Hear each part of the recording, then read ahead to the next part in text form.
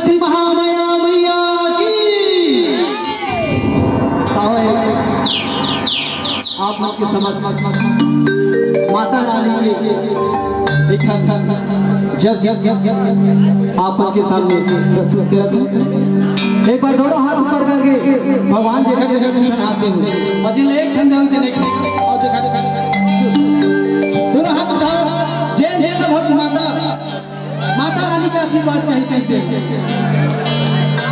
और वो सब जोर से जयकारा लाना। बोलो आदि शक्ति महामाया मैया की, भैरव बाबा की, ठाकुर देव महाराज की। मोहनी मूर्तिया गाई मैं नाम समागे वो कैसे के करो मैं बता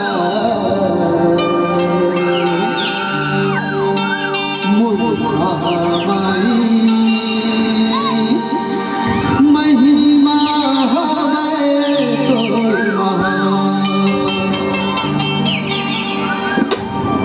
मोहनी मूर्तिया गाई